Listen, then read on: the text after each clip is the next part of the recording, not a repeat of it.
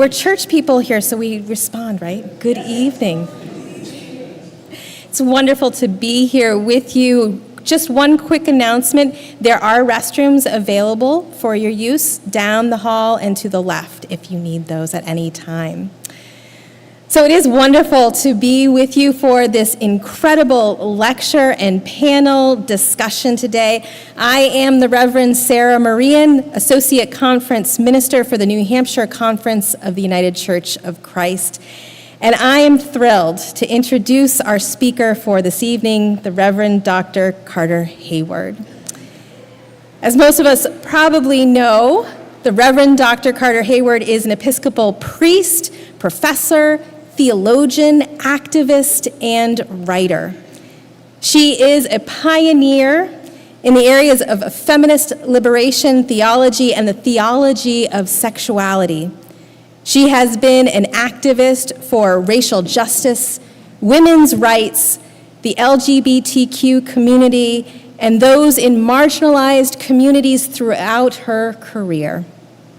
As her bio says, the key for her as both theologian and lesbian was in realizing the fundamental theological, political, historical, and psychological connections between gender and sexual oppressions and justice movements. And she has lived this throughout her life. Carter is a graduate of Randolph-Macon Women's College in Lynchburg, Virginia, where she received her Bachelor of Arts, of Columbia University, where she received a Master of Arts in the Comparative Study of Religion, and of Union Theological Seminary, where she received both a Master of Divinity and a PhD in Systematic Theology. She went on to become one of the Philadelphia 11, the group of 11 women ordained as priests in the Episcopal Church on July 29, 1974, 2 years before the Episcopal General Convention approved the ordination of women. Hired as a professor in 1975, she went on to teach at Episcopal Divinity School in Cambridge, Massachusetts for the next 30 years, inspiring an entire generation of pastors and priests, academics and lecturers. She is the author or editor of 18 books and countless articles, including The Redemption of God, A Theology of Mutual Relation, Touching Our Strength, The Erotic as Power and the Love of God, and Saving Jesus from Those Who Are Right, Rethinking What It Means to be Christian. Today, she is active in her local chapter of the NAACP. She plays the fiddle, only for herself, we heard these days, and is the founder of the organization Free Reign Center for Therapeutic Writing and Education. It was during my time in divinity school that I had the privilege of taking several classes with Carter. Through her teaching, particularly the idea of relational theology, she opened a new way for me to understand my relationship with God.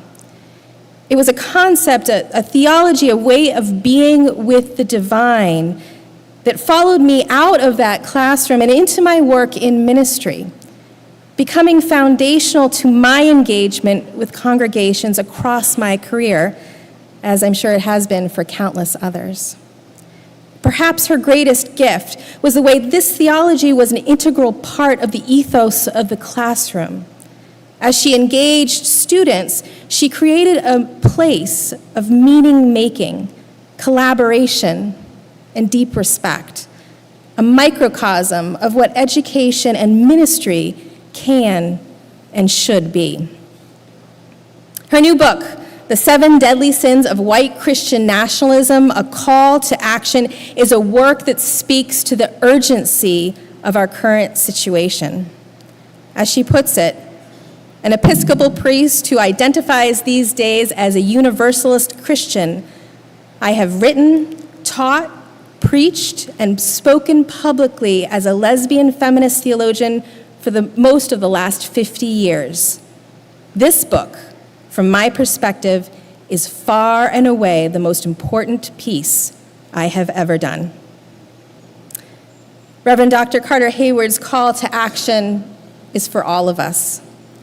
Through her words, the discussion of our incredible panel here today, and your own questions, we will have the opportunity to explore that call and how we can live into it right here in our beloved state of New Hampshire. Carter's vision of community action, compassion, and awareness urges us to pay attention and come together as we seek to create a world in which everyone is valued, safe, and beloved. And so please join me in welcoming the Reverend Dr. Carter Heyward this evening.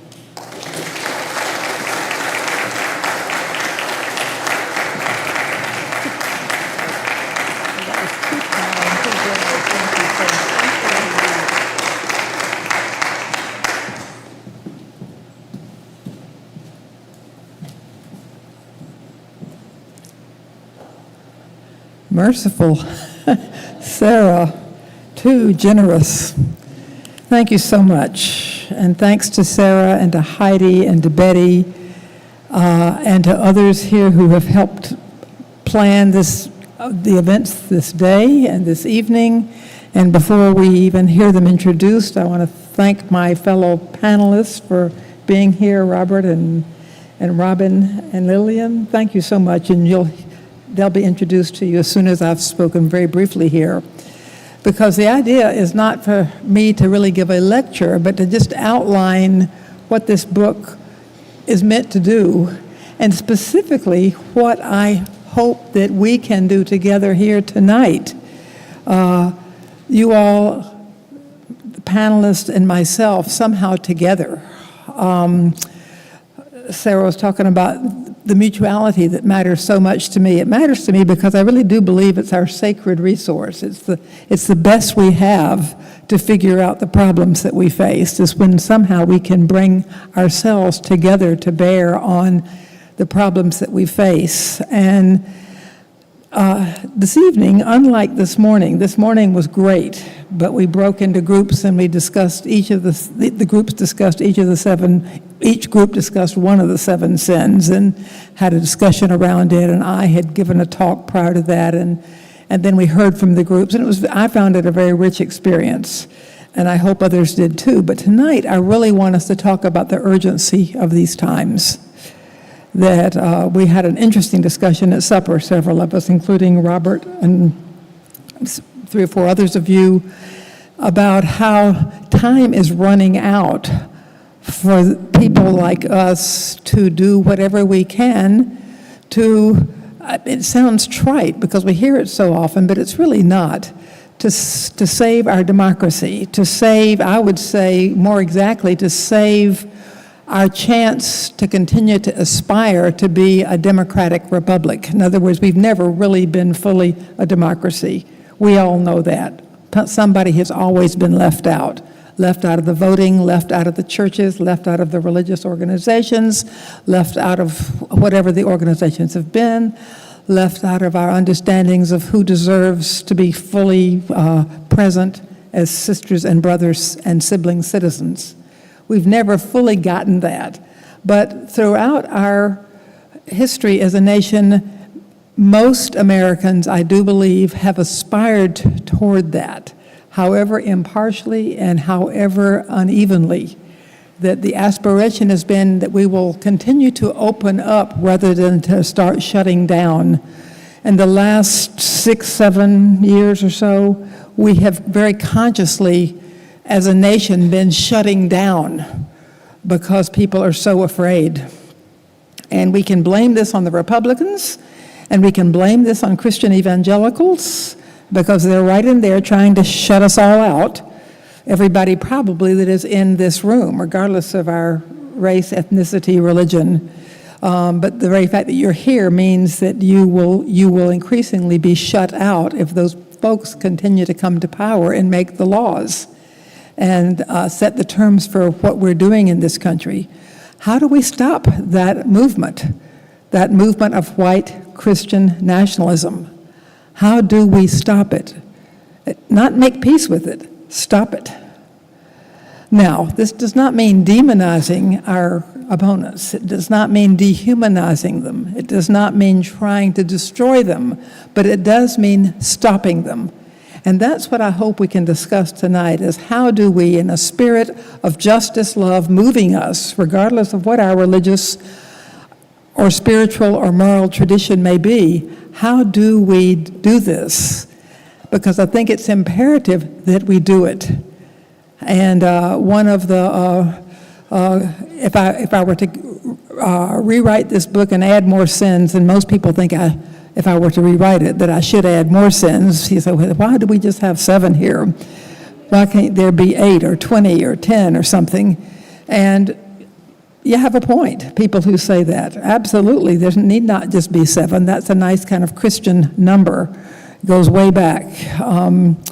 But need not be just 7, and we need not include some of our evils under one sin. For example, anti-Semitism more than deserves a chapter of its own in this book.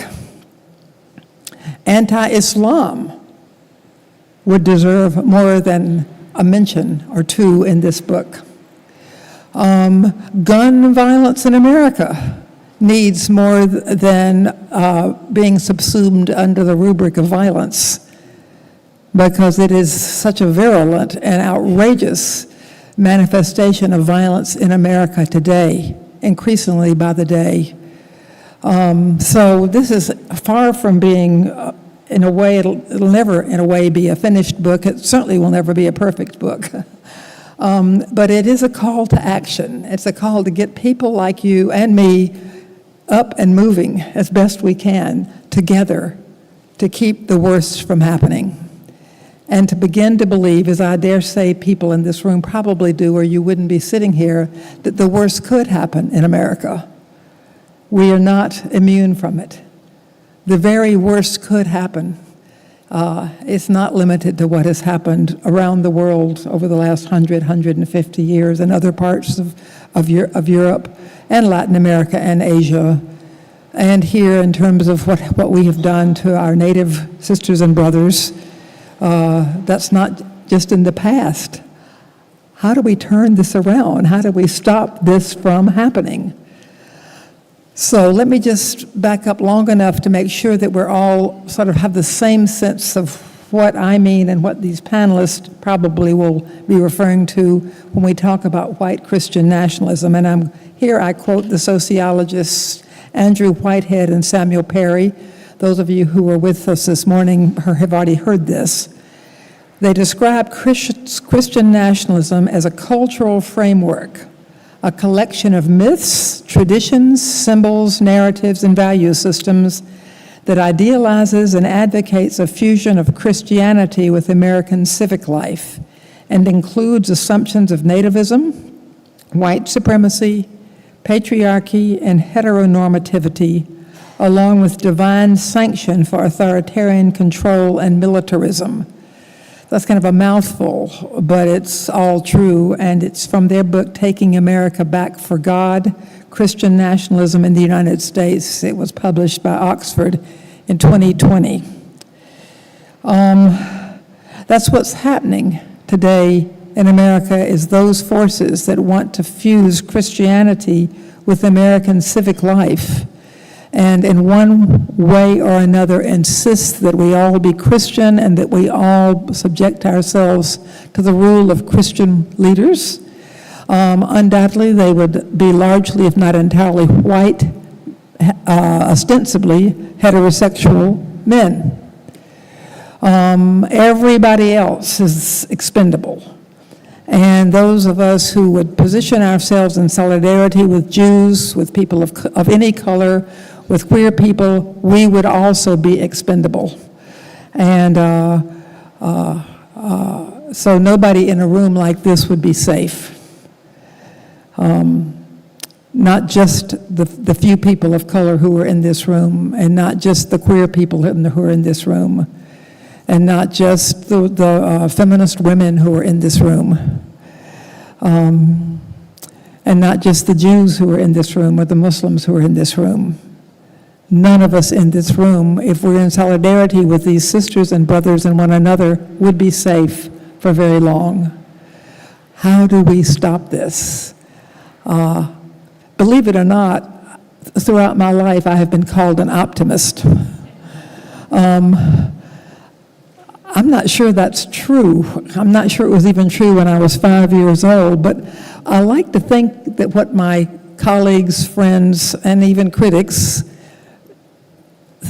mean when they say something like that is that I do try to bear hope into the midst of despairing people. I do when I preach or teach something that people say is prophetic or is a call to do something about the trouble. I don't mean just your trouble, I mean our trouble. I'm part of it.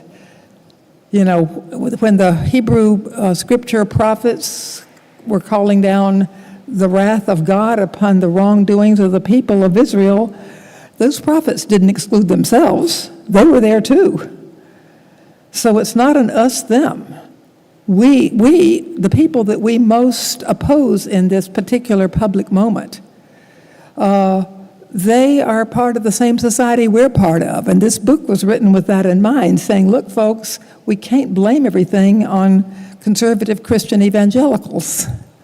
We can't blame everything on MAGA Republicans. We can't blame everything on Republicans, period, who are not taking a stand, who are hiding away somewhere. We are part of the problem, too, insofar as we have been silent in our churches. Or as Robert will be quick to point out, I'm sure, we are complicit if we are silent. We are complicit in the evil, in the wrongdoing. We're not just silent. The silence is our sin, one of our sins. That would be yet another deadly sin. This book is divided into, 7 sins are named, but in the book, as a way of calling people to do something, I try to parallel the chapters, or what I've encouraged as I've gone around for the last year talking about it, is for people who are studying the book and trying to figure out what to do, that they read the chapter on the sin first, and then the call to action about that particular sin along with it.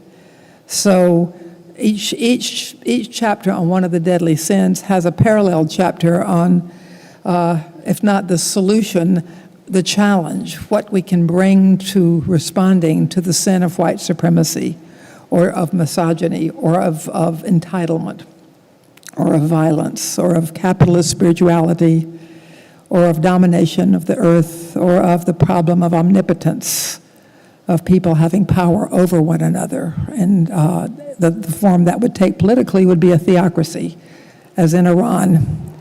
And we're not too far from that. If white Christian nationalists take over this country, it would become a theocracy, not unlike what we see in Iran, where a bunch of arrogant religious leaders are setting the life and death terms for the rest of us. So I'm going to actually stop here just by saying that the time is indeed running out. We have an election coming up in about 14 months where the future of our nation will be determined to some degree.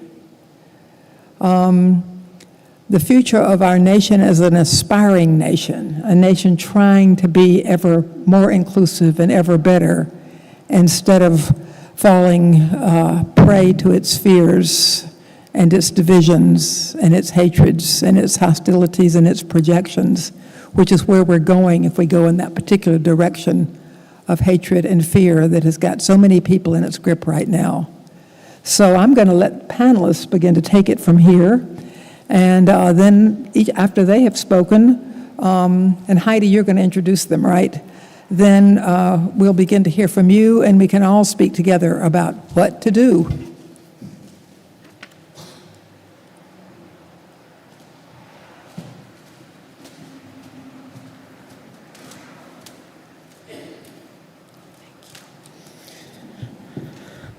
Friends, I am the Reverend Heidi Carrington Heath, and I serve as the Executive Director of the New Hampshire Council of Churches. And tonight I have the job of giving you an all too brief introduction to our incredible panelists who are here with us tonight. First is the Rabbi Robin Nafshi. Rabbi Robin serves Temple Beth Jacob here in Concord, New Hampshire, and she is a sought-after voice and teacher among many communities across the state. Next is Robert Ozzie. Robert resides on the seacoast, and he is a sought-after columnist, speaker, teacher, and expert in the field of Islam. And last is the Reverend Dr. Lillian Buckley. Pastor Lillian serves as the interim pastor at New Hope Baptist Church in Portsmouth, New Hampshire, and she is an incredible preacher and an incredible storyteller. If you get the opportunity to hear either, please don't miss them. Panelists, I'm going to invite you each to take 3 to 5 minutes and just offer a word of response to what Reverend Dr. Heyward shared with us tonight from your faith viewpoint and your context, and share just a little bit back with us as we begin our time together.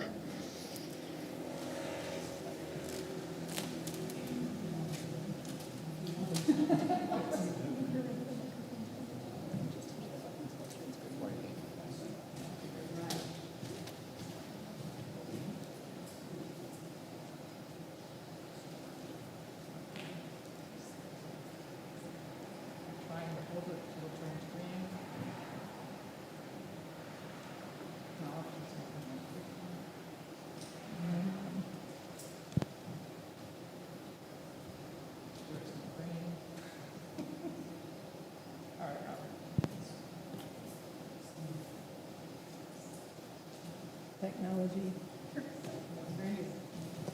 This green, yes, it is green.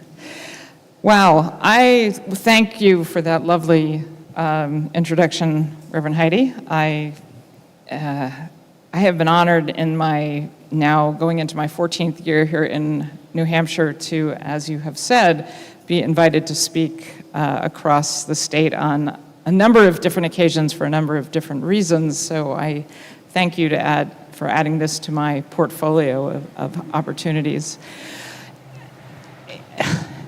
You know, I was on a webinar last week with my denomination, Reform Judaism, in a program that was a preparation for our writing our sermons and other things as we are entering into the season of our High Holy Days.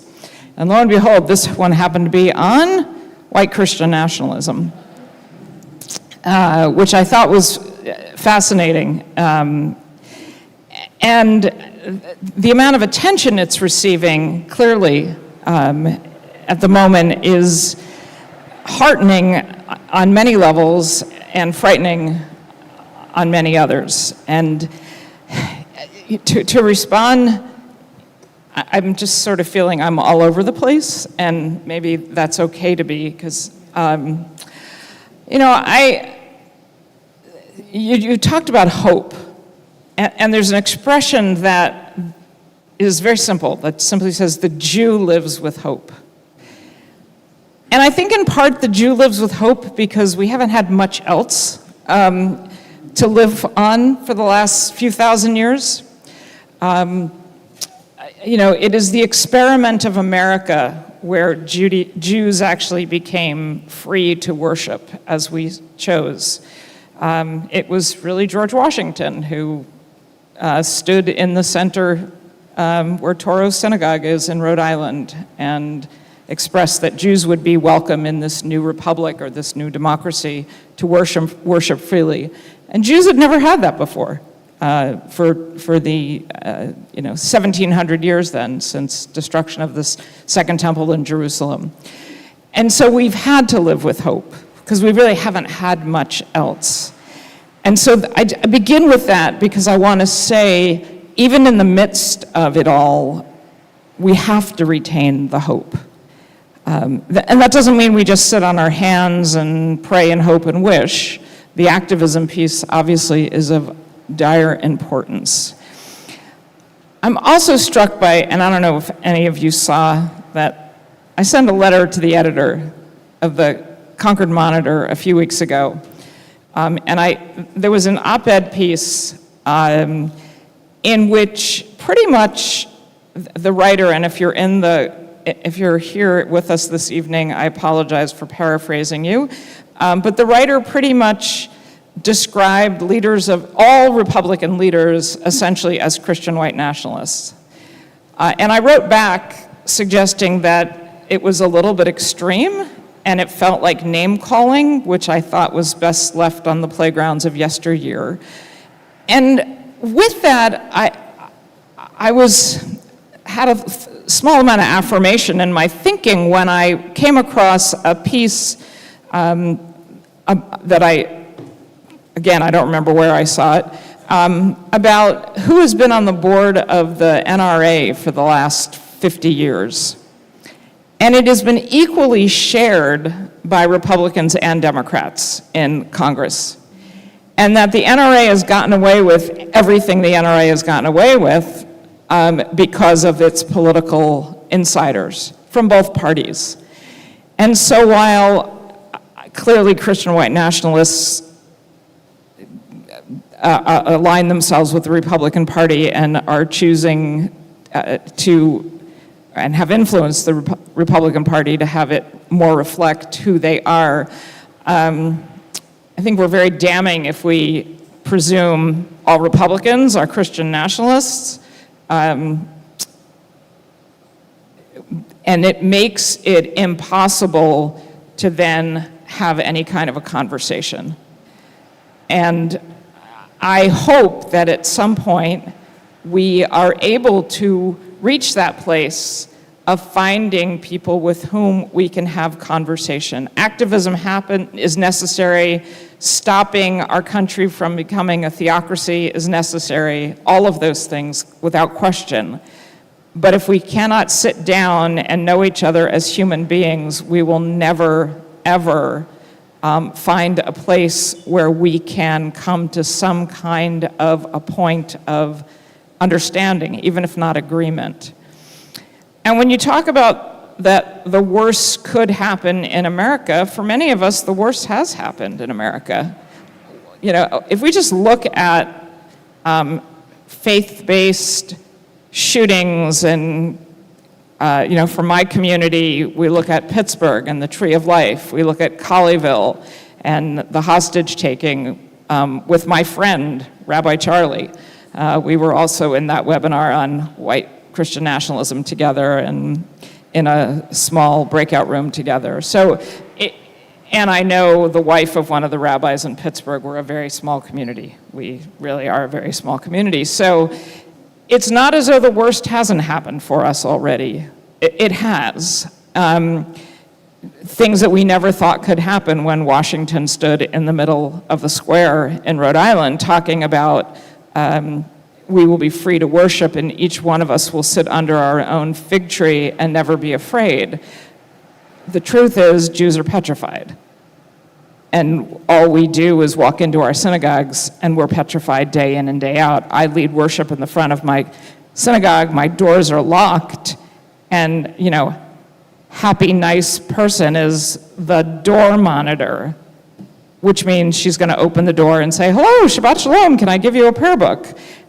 Unless the person is outwardly holding an Uzi. And, beyond that, we don't, do we have the funds to hire police for every one of our services? Absolutely not. We're struggling like all other communities, I think. So we live with this optimism while we're mostly petrified. And yet we put our one foot in front of the next and go on because we have to. Because if we don't, then we've lost. And they've won. And so we continue to do what we must do, working together with like-minded folk who are, for example, sitting in this room. Thanks. Thank you. That's a tough act to follow. Robin and I have disagreed at times. I doubt tonight. I doubt tonight. Except I may find myself further towards the fringe. than you. Where's that phrase from? Abandon hope, all ye who enter. I'm looking for the exit. We were talking earlier tonight, and as usual, which I think is laudatory, in many ways, we need to find common ground, we need to talk to each other, we need to get along. I'm beyond that. I think we have until November of 2024, and at that time, we'll either be a democracy, a constitutional republic, or we won't. And if we lose it at that point, we're not getting it back. However aspirational we want to be, however accommodating of our friends we want to be, I know that as a woman of color, as a Muslim, as a Jew, we're the first on the hit list. However accommodating they want to sound, this is an America for all Americans. What is being proposed, what Carter has outlined so skillfully in her book, is they are preaching a theology of intolerance. And if we choose to be tolerant, as we were speaking earlier tonight, if we choose to be tolerant of the intolerant, as Karl Popper has suggested, then when the intolerant get into power, they are tolerant of no one. Many of you know me through my writing.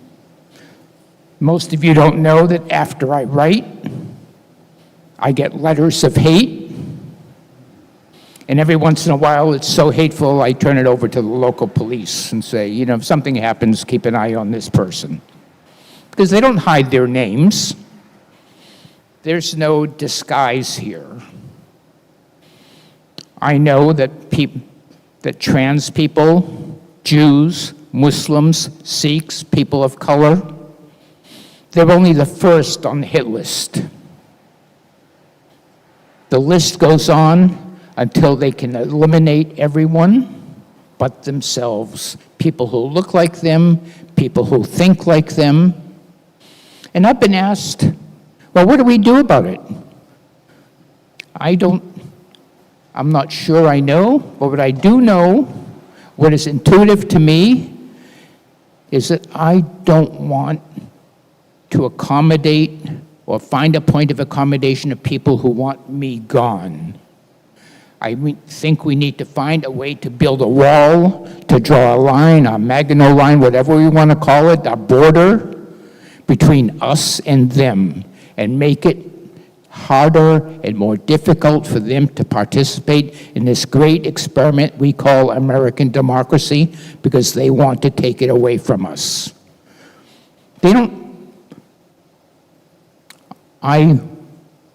My browsers on my computer are set to Al Jazeera and The Guardian.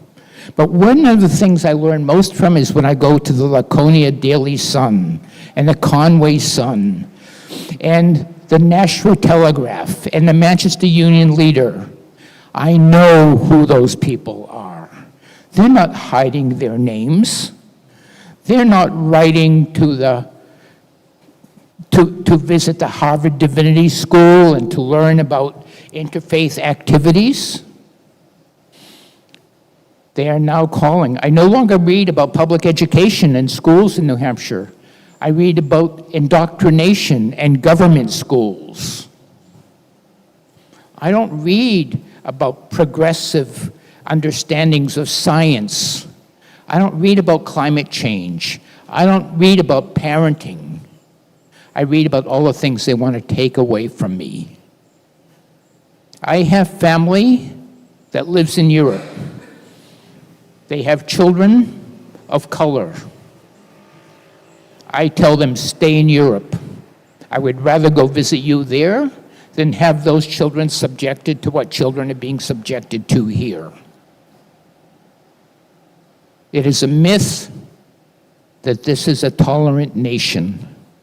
It was built to protect the interests of 55 white men who signed the foundational documents of this country. Yes, they embraced the aspirational voices that we hear. Yes, they spoke about all men being equal, that everyone has a right to life, liberty, and the pursuit of happiness. But they're the ones who moderate it.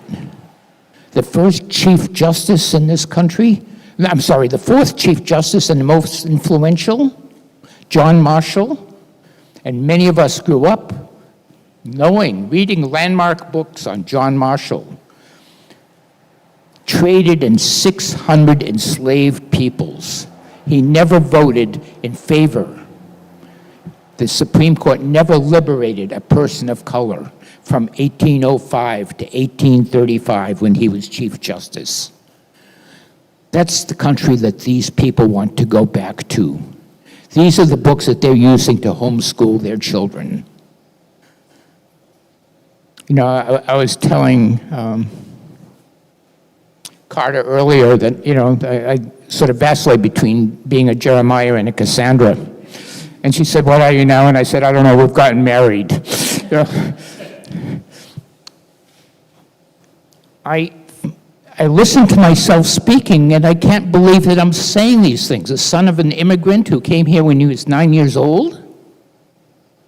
And this is what I'm reduced to, saying that I fear for Robin and myself. And I'm sorry, I've forgotten your name. Lillian. Lillian. I fear for Lillian. I fear for those of you who were generous enough to come out here tonight, to embrace this vision of an aspirational America. And so when you say to me, what would you do? I write my columns, and I am intentional every day that I leave my house. If I suspect that this gas station is sponsoring a Trump club somewhere, I buy my gas somewhere else. I buy my food somewhere else. I shop somewhere else. I will draw a line between them and me on a daily basis. I have a friend that I read my columns to periodically, most of the time. And this friend always says, "You can't call names. They'll stop reading." But writing is so cathartic for me. And part of that catharsis is calling them names. Because that's the only kind of violence that I can accept in myself. So we need to find a way not just to express our voices and to get together and... I'm sorry, is that better? Thank you. I would love to have hope. I would love to say, I remember giving a sermon in this very sanctuary, 8 years ago or something, and then a conversation downstairs. And it was a wonderful day, and there was hope, and we spoke to each other. I would give a very different sermon today. I'm sorry. Thank you. I'd like to thank Reverend Heidi and Reverend Sarah for allowing me to be here with this panel that's extremely wonderful. And Dr. Heyward, your book, I couldn't put it down. And I do want to say that I am very different from most of you. Theologically, we don't agree on a lot of things, but yet I'm here as your neighbor. It gets to the point where we have to put our fear aside of being with people who are different and get out there anyway. And I'm here, 59 years ago, Monday, will be the anniversary of me going to a Billy Graham, what do we call those when crusade at the Boston Garden. In 1964, I was 5 years old, and back then they didn't have the big screens. I never saw Billy Graham. I was almost trampled, but I come from a different background. But you're my neighbor, and I love you, and I want you to know that I want you to love me. And when we get to the point where we can sit in a room with Trumpsters, or whatever you want to call the followers of Trump, and people that think it's all right to live the way they live, we will start to see some changes. I don't think that day is ever going to come, because we all want to be right. I'm just going to tell you, I didn't come here tonight to be right. I was kind of thinking, why did Heidi invite me to this? I am not worthy. I'm not worthy to be up here with these people. But I came anyway. I'm foolish enough to bring my carcass in here tonight. You know? And I just want to say, I hope you still love me.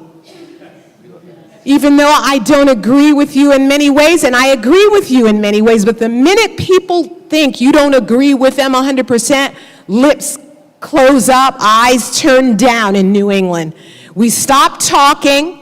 We go to our corner with people just like us. You cannot expect the work to be done that needs to be done if we keep doing that. Can I get a witness on that? The time has come to stop it. Community action, community compassion. Compassion does not mean everyone to their corner. I think about Jonah and God. The nationalist Jonah wanted his own stinking way at every turn. And God said, I want to love those people. Why do you think that I can't love those people? They hate me, yeah. They don't believe in me, but I'm going to love them. I challenge all of us to take baby steps in that way. And of course, there's always a challenge at things like this. But as Dr. Heyward says, it's our trouble. It's our trouble. Can you hear me all right? Okay. Walk together, children. Don't you get weary. Keep on walking together. My paternal grandmother was born during the Reconstruction, and I know you think that's crazy, but my parents had me older.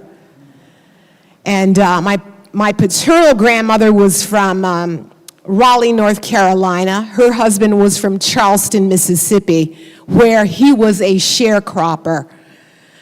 I'm used to things being hard. I'm not going to be afraid of it. Not that I'm better than anyone, but I remember when Dr. King was about ready to die, and he said, I'm not fearing any man. Mine eyes have seen the glory of the coming of the Lord. And I believe some of the suffering that my Jewish sister talked about here tonight and my Muslim brother talked about here tonight, we're either going to die or be made stronger. And that is inevitably the bottom line. We have families that need us. We really aren't rushing to die. But I think fear will hold us back. Anger will hold us back. Let me look for something neat to say. I remember, Dr. King in the Birmingham jail, and he wrote that letter. The white clergy was always saying, hey, chill, wait, shut up. You're causing a ruckus. I used to be pastor at the First Baptist Church of Exeter, New Hampshire. And we hosted the pastoral breakfast every second Tuesday, and I hated those breakfasts. They were too early in the morning. But I got there and put on a brave face, and I said one day, as they were chewing their scrambled eggs, and I was one of the we, I said, why is nobody talking about Trump at these things? Why are we acting like everything's all right? And I said, oh, why did you have to go and say that? Just chew your egg and shut up. And nobody said anything, and they did go on eating. But we can't stop being brave and bringing up those things. I wanted to just say one quote, a guy, Brennan Manning. He said, our culture has made the word grace impossible to understand. White Christian nationalism, that's just old hat to me. I grew up in Kittery being called the N-word. I'm a native New Englander. My father retired in Kittery because my parents wanted us to have a good education and live in a safe neighborhood. It was either that or Philadelphia or Mississippi. Philadelphia, Pennsylvania, or Mississippi, and they stayed in Maine. I don't think they knew we'd be called the N-word, chocolate face, and every other thing. But I think that those things make me strong. Those things make me want to be like my grandparents and keep on going anyhow. We want to be babied into the new kingdom on earth. We want to be babied and cajoled into justice and mercy. We have to fight our way into it with words and stamina, not with pistols or fists. And I know baby boomers. I'm on the cusp of being a baby. I'm right on the cusp, but I know, we want it our way. We want it cozy, comfy, and padded because our parents, the greatest generation, made our lives comfy, cozy, and padded. But time is running out. You can't be looking for have it your way, Burger King. It's time to know we need to love these people that hate us because that's what Jesus did, and that's what I see Jesus as my Savior and my brother and my friend. In some ways we disagree, but we can still work together. But I want to just close by saying something that one of the opening segments of this book, Dr. Carter Heyward said, daring to imagine, we must try. Fear, I think it's easier for me to tumble down into the column of being afraid and immobilized by fear than to stay optimistic. And this is where being the daughter of former slaves comes in handy. I'm sorry. It just comes in handy because I know that you have to kind of not let fear dominate you. Have a vision for why you want to do the hard thing. Can I get a witness on that, anybody? Have a vision for why you can do what you need to do now as time is running out. And it's exciting.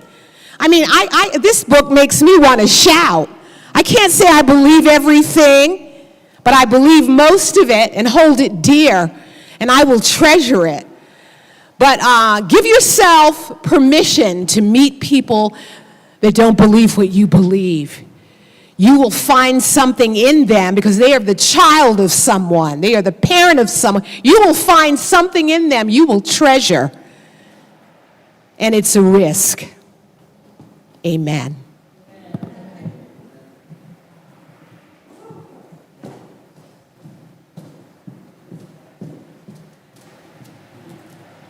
Thanks to Carter and our panelists. We thought we would take the time to just ask one or two questions before we open it up for our Q&A time.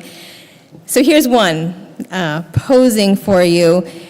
One of the key points of this book is the structural and systemic nature of white Christian nationalism. That means our efforts to eliminate it must be aimed at structures, not just or even mainly individuals.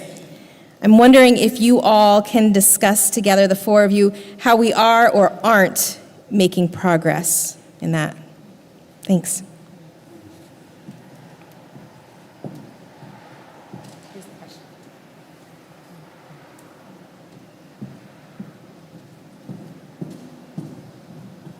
Are we making progress? That's the question.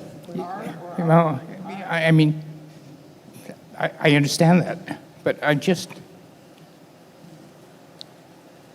are we, inflation's down, consumption is up, gas prices are down, a lot of people are living more comfortably. Are they happy? I don't know. Do I think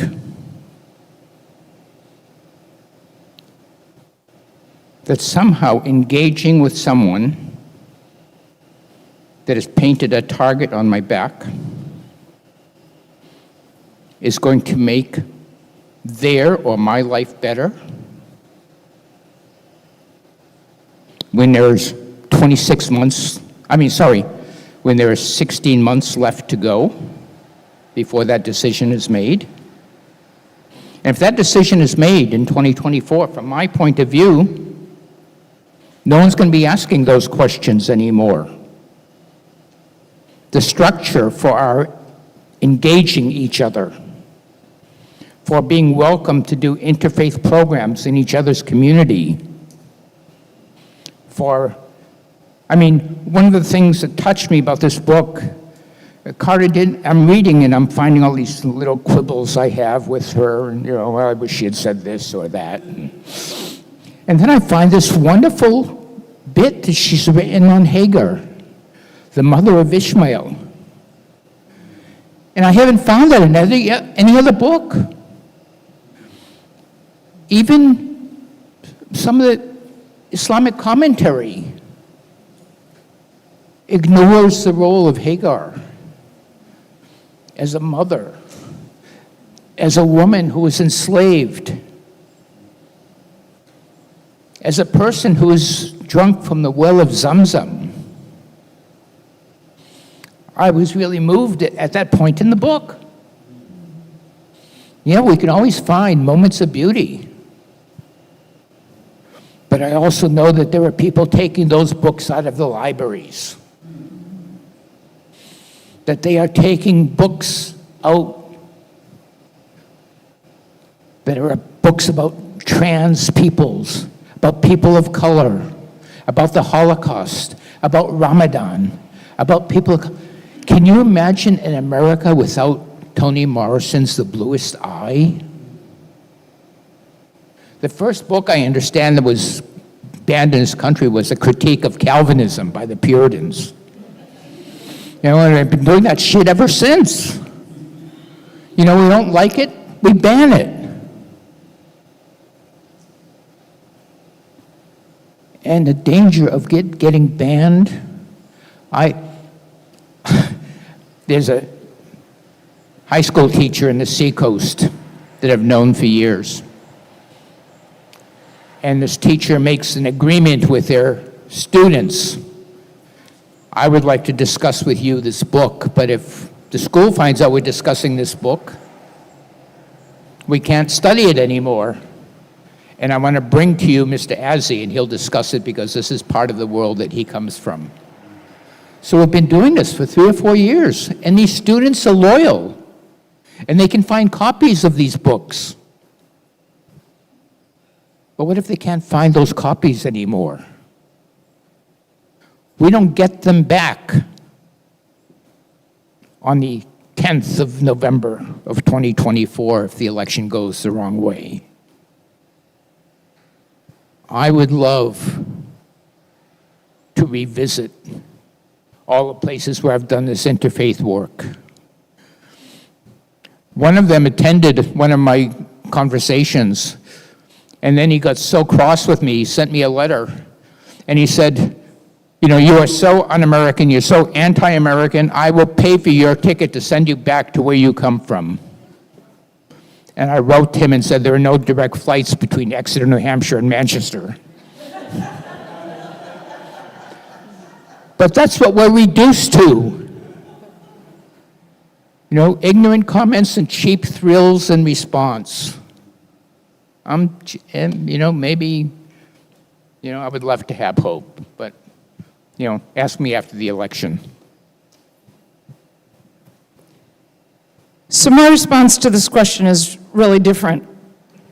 Because my response to this question is, you're asking me, a Jew, about the systemic structures of a Christian movement. Clueless I am. And I love you dearly, Sarah. I would lay my life down for you, and you know that. And Heidi, I'm getting to know you just as well, and I'm going to guess one of you came up with the question, And I think in some ways, for me, the question is emblematic of part of the problem. The presumption that we come from a place where we can all talk comfortably about Christian structures. I haven't got an idea. We got these questions in advance, and I looked at the first one and said, let's go on to number 2. That was how I responded to it. So, I don't know. Well, I'll admit that I came up with the question. Oh, okay. And I'm going to love you too. I'm going to love you just as much as I love Sarah and Heidi. Well, I'm looking at it and thinking, I'm trying to hear what you're saying about this, Robin, and I certainly do understand how the term itself is and sounds and has the effect of being exclusive. The problem that I see is that being the case, it's still white Christian nationalism provides the basic structures of the United States of America, regardless of whether you're Jewish or I'm Christian or who's what. We are living in this country that is largely defined by white Christian nationalist assumptions about who matters. And its education systems have been built around that. Its highways and byways have been built to the convenience of people who have power, and those tend to be white Christian men most of the time, and so forth. That's what I mean about white Christian nationalism infusing everything. Has there been progress or lack of progress in dismantling this so far? I think there was progress being made. I think that under the administration of Franklin Roosevelt in the 1930s and 40s, progress was being made for white people primarily. We have to remember that the New Deal did not do a lot for black people or other people of color in this country. But to the extent that poor people of any color were helped by some of the New Deal policies, and that Eleanor Roosevelt was very attuned to black people in this country and was doing her best to push her husband in that direction, and did so to some extent. But I think that in the 1930s and 40s, we did see progress being made to undo the systemic injustices. White Christian nationalism was not being named as such, but of what was effectively white Christian nationalist assumptions. And then, because it so frightened white men, the backsliding began almost immediately. I was born in 1945, and it probably began that very day. It was like I was born right at the end of World War II, and that is when the problems began to come home to roost in terms of women not being welcomed back into the workplace, women who had worked during the war outside the home doing what they could for the troops and for the war effort, were told to go back to the home. Go back and, be wives, mothers, cooks, sex partners in the home. That was the message women got. Black people were told there was no place for black soldiers, for anybody else, in the public square after the war. Christianity became this saccharine kind of religion. You're talking about going to Billy Graham crusade, Lillian. I also went to Billy Graham crusade when I was 14 in Charlotte, North Carolina, and I went because my parents thought Billy Graham was great. And so I went. I don't think I went with my parents. I think I went with my friends to find out what all the fuss was about. And I gave my life to Christ at that moment. I remember weeping in the Charlotte Coliseum and going up to get all the brochures and pamphlets and being herded off to a room. You too? No? Well, anyhow, they would take, if you were just 5, I guess not, but I was large enough to be herded away with the adults. And for the longest time, I would defend Billy Graham, not in terms of his particular faith statements so much as, well, he's just a nice man, I would say to people who would criticize him. Same thing my mother said about Ronald Reagan. Oh, well, his policies are terrible, but he's such a nice man. Well, now I realize the fallacies in those kinds of perceptions and statements, because Ronald Reagan and Billy Graham may have been kind people to the people they knew, to their families. I don't know. They may have been very good individuals. But in terms of white Christian nationalism, Billy Graham was not helpful. And in terms of white Christian nationalism taking root in this country, Ronald Reagan was not helpful. And in fact, he moved it further and further into the foundations of our country by raising up rich people and putting down poor people, by demonizing welfare queens, as black people were often called, by he had been a pro-choice governor of California, and he suddenly became an anti-choice, anti-abortion, anti-women's reproductive rights president. So Reagan was putting in place a lot of what comes to us now as systemic white nationalism, whether he was a nice man or not. So I don't care whether he was a nice man or not. He was damaging our country, in my opinion. And Billy Graham was not helping me as a 14-year-old or me as a 78-year-old, which is what I am now, understand the systemic character of what happens when religion is made into a very saccharine, sweet potion that we drink to make ourselves feel better about God and the world, when all around us we have injustice, rather than being a call to action. I mean, we need the Billy Grahams of this world need to be calling us to account for injustice and calling us to account to make justice, and empowering our priests, our parish priests and pastors and ministers and bishops and other leaders to speak up and not to hide our lights under bushels, but to speak up and say, the time has come, sisters and brothers, to take a stand for justice. This is what a Christian or a Muslim or a Jewish meeting need to be doing in these times of ours right now in America. We need to be rallying people to work for justice in whatever ways we can, and not worry too much about whether or not people are taking offense at what we're saying.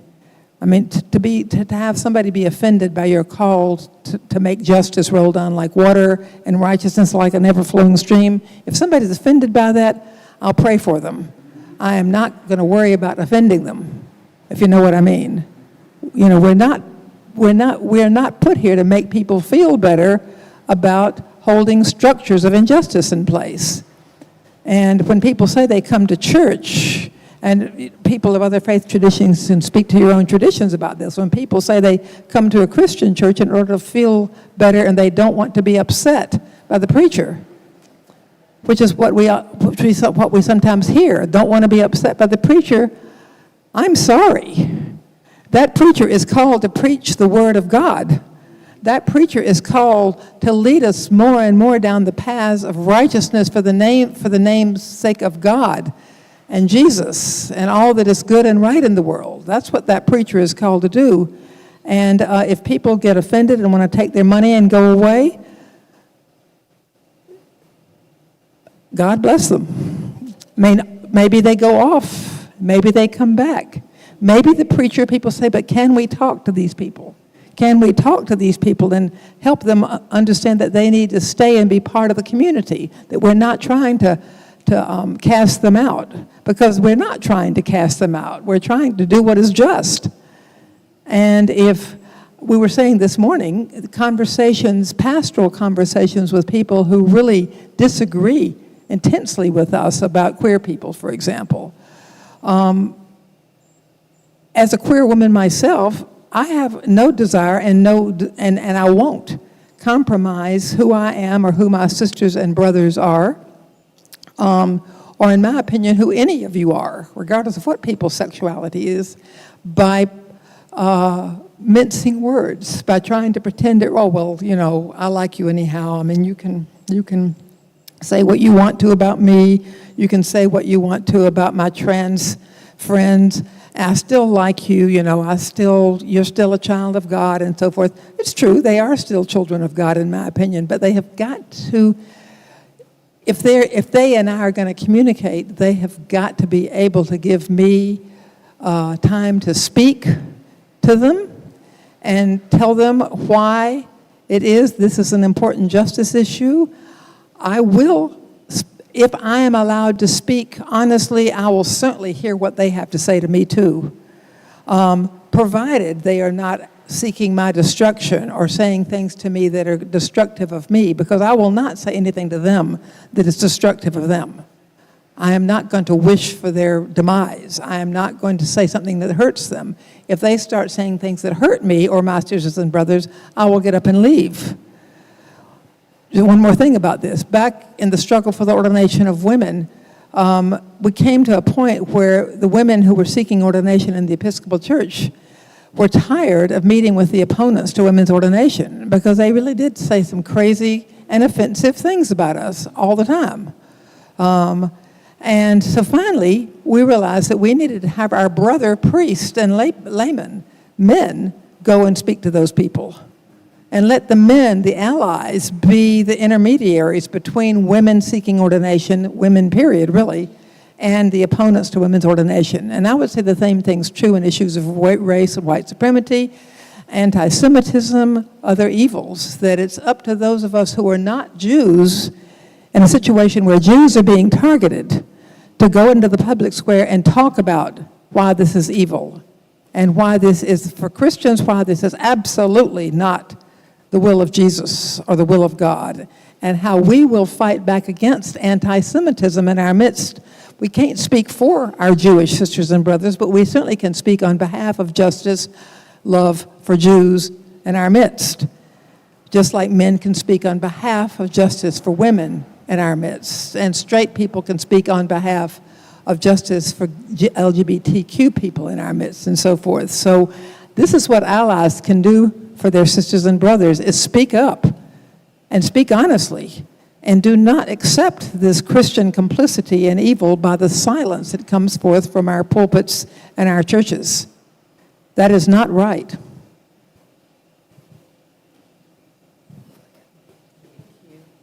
My answer is short. I really believe that we're not making a whole lot of progress in terms of curtailing the white Christian nationalism movement, because I find that me as a black female, African-American female, being white is the norm. You know, being a white male, I'm the one that's got to rise to become like them, to be accepted. And I've dealt with that my whole life. Most males don't want to hear a word out of my mouth, period. You know, and I've experienced that my whole life. Now that I'm in the public square, I spend a lot of evenings having to boost myself back up.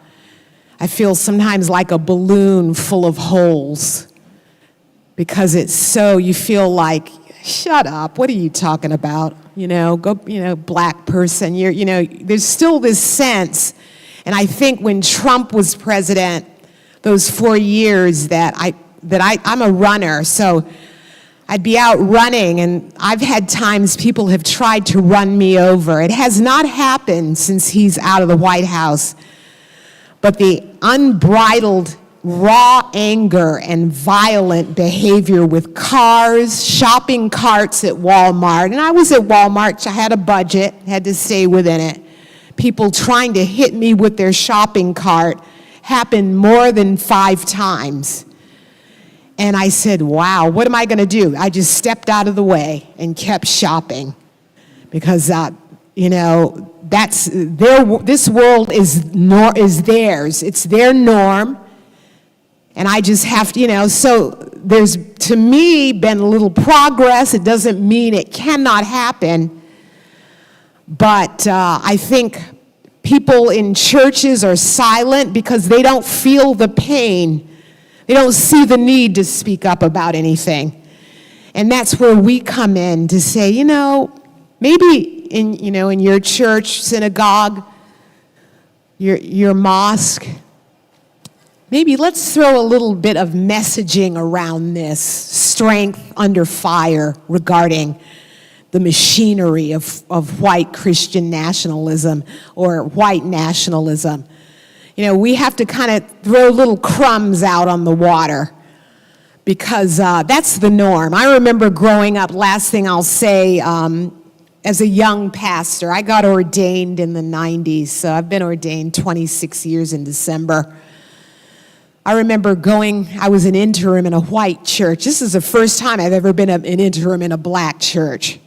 Isn't that shocking? This is weird that I'm experiencing different things. Like I'm almost an outsider in a black church, being black and born in Maine. I'm weird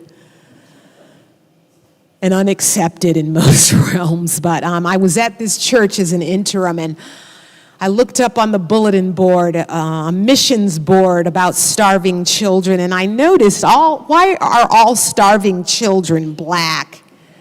And so the norm is we've got it together. You've got to rise up to be like us, to achieve what we have. So there's work to be done. Thank you.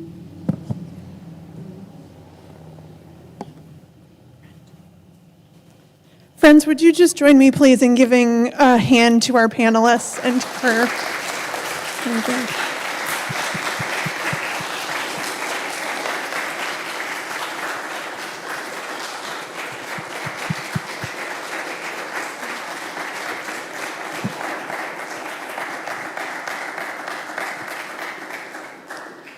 So we have a microphone here, and I'm also happy to bring this to you, but I wonder what questions you might have for Carter and for our panelists before we close tonight.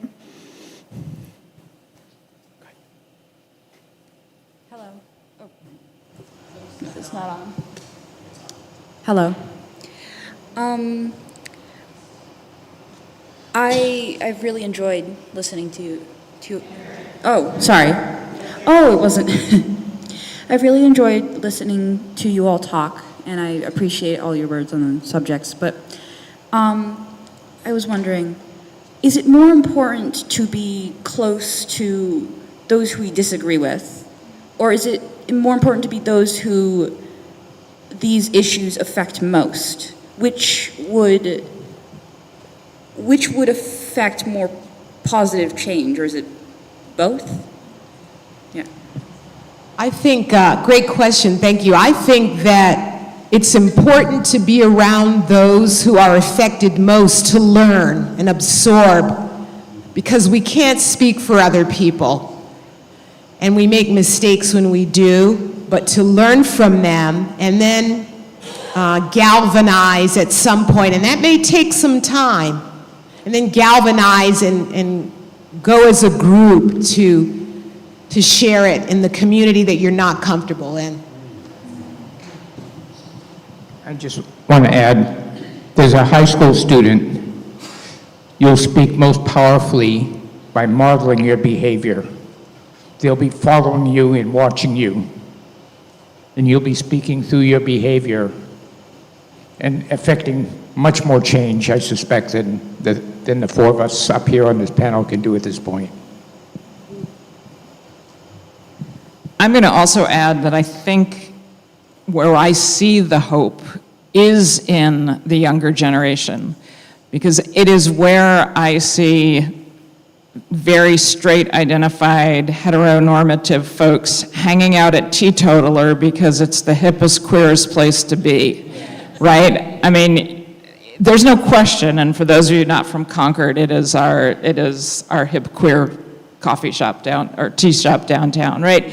So that's where I think the hope is, and what I see in your generation is those lines are totally blurred between who you feel the affinity toward and who it might be other. That's not the way you see the world, and I think that's what gives me an incredible hope for what is possible in our future. And can't wait until you're all old enough to vote. And many are. I mean, clearly the generation that's going off to college. I mean, I've met with more than one of my own congregant kids, as I call them, at Teetotaler this summer, because that's where they wanted to hang out. And, we talked about what they're hoping for in college and why they're leaving the country for college. but that's where I think there's just so much we can hold close and hope for. So thank you, and thank you for being here. The only thing I'd want to add to my wise colleagues here is that it's, for young people in particular, it is very important to find some people that you can speak honestly to. You need to let yourself be known to some people. Now, they may be adults, they may be other kids, but some people need to know who you are, people that really, really do deeply affirm and love you, and are saying yes, yes to your deeper being. Every child and every adult needs at least one person or more to make that affirmation, wherever you find that person or those people. I have a question about mutuality. It's a word we've heard a lot tonight. And when I understand that word, I understand it from Genesis 1, where God created everything and it was very good, and then God created the male and the female in God's image, and it was very good. And as we go into Genesis 2, we see a different story where the Adam was created. We think that's a man, right? But we know that that's an earth creature. And it wasn't good because it was alone. And then God takes something from the Adam after bringing the animals, and he takes the rib out. But in the first part, in Genesis, we see that God didn't create from anything, right? But here God uses a rib. And I see that sort of as sacramental, because we know that when the Adam was awoken, it was the mutuality that allowed for relationship. And then it was very good. And I see this Genesis 2 story as being the image into which we were created. So I was wondering if each one of you would share your ideas about mutuality and the possibility of it as a solution. Like, we're talking about the ability to enter into covenant, to create space for the truths in one another, coming into unity across our differences. Do you see mutuality as fitting into that in any way?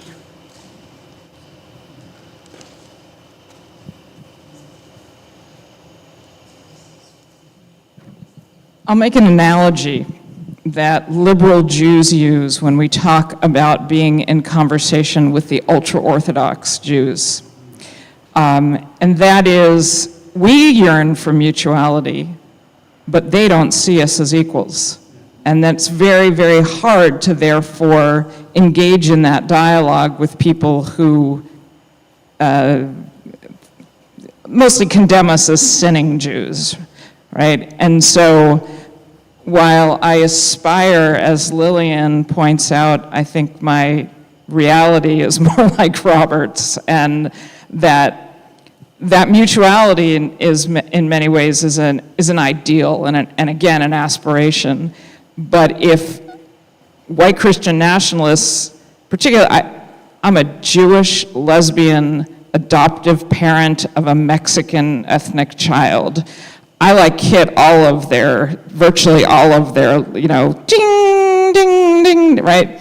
I don't think there's a white Christian nationalist who would give me the time of day in a mutual relationship. We use the term in Hebrew, B'Tselem Elohim, created in the image of God, that we recognize that in one another. I don't think they're in tune to recognize that in me. One other thing, though, I do want to point out about that second creation story, which I think is really fascinating from an LGBTQ perspective, which is, while the translation is generally that the woman, or Chava, Eve, is created out of the rib of Adam, there are also interpretations of the Hebrew text that says, actually, Adam was simply split in half. And that Adam, meaning from the earth, is then split into two humans, created them, right? God's creation of the human is in the plural. So perhaps the original creation was, we would today say, something closer to non-binary or transgender, and recognizing all humans coming from that. That's just a side note on the mutuality.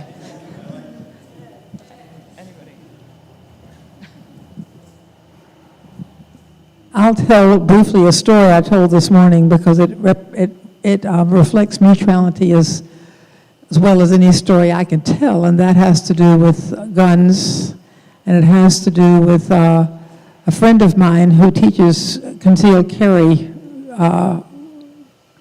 shooting, and me. We are good friends, have been friends for 10 or 20 years through the Therapeutic Horseback Riding Center. He loves guns, and I hate them. And after the Marjorie Stone Douglas massacre back in 2018, I called him up and said, you know, we should take our private conversation about guns into the public square and see if what happens if you and I start talking to each other and invite others to join us, people who are completely in love with guns, people who despise guns and don't want anything to do with them, and everybody in between. And so we did. We went to the college, the NAACP co-sponsored this with a group in Brevard, North Carolina that is called Bear Arms, which is where concealed carry is taught and where people go to learn to shoot. And so we had people from Bear Arms there. We had much of the NAACP there. We had Moms Demand Action there. We had people who had all manner and means of different views, and we had an excellent conversation for a couple of hours in one of the auditoriums at Brevard College. Now, did anybody change their minds about that? I'm not sure.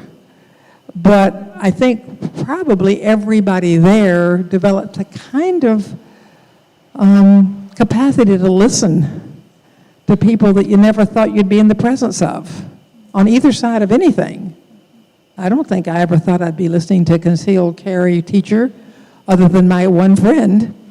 I certainly didn't think I'd be invited by the owner of Bear Arms to come over to learn to shoot, which I have not taken him up on. But the invitation was extended, and I thanked him. And so anything is possible in that particular realm. But it is, the one thing I'd say about that is that what enabled that to happen was my friend, who's a concealed carry instructor, who could be the bridge between Bear Arms and people like me and a lot of people who really are terrified of and hate guns or who have been victimized by guns. I haven't been personally victimized by guns, but I just don't like them on our streets. So, but the bridge people can be very helpful in establishing a basis for mutual conversation with some people. People who can speak to both sides of an issue in and of themselves. And most of us know people like that who can help me talk to her or him in a way that otherwise we could not do. Actually, I'm not ready to build bridges yet, but I want to go off on a little bit of a tangent. I think, actually, Sarah and Heidi, the idea of a panel of a black minister, a Muslim photographer, a queer Jewish rabbi, and a queer Episcopalian priest are the wrong people to be discussing this in a panel. I think you need 4 white, cisgendered Christian ministers talking about why their churches are silent. Why aren't they here talking about what they're not doing? I can't fix it. Lillian can't fix it. Carter can't fix it. Robin's tried to fix it, hasn't. You know, we're trying to fix things between ourselves and we have trouble doing that. But we're not the problem and they're not going to listen to us. When you go into your white Christian churches and your ministers are silent, ask them why they're silent. Ask them why they're more interested in the collection on Sunday from their biggest donors than they are about the people who are hungry outside their doors. That's where you're supposed to be. Those are the people you want on your panel, not me. That's going to happen next, probably, right? do me a favor and just kind of clap to this beat.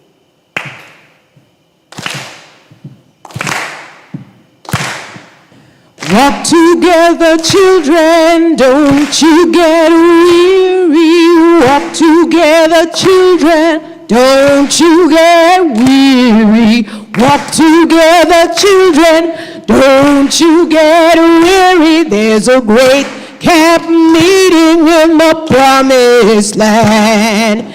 Sing and never tire.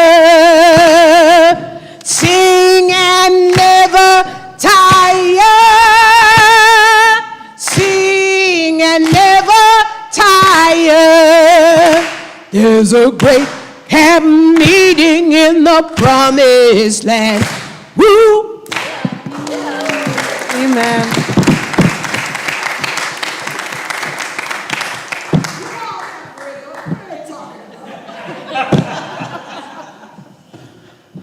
Friends, I have a suspicion we could be here all night together, but alas, our time is drawing to a close. I want to say thank you again to Reverend Dr. Heyward, to Rabbi Robin, to Robert, and to Reverend Dr. Buckley for being here. I know some of you will have questions we didn't get to tonight, and so feel free to visit with our panelists afterwards and have some conversation around those questions. Friends, thank you very much for being here tonight. Thank you.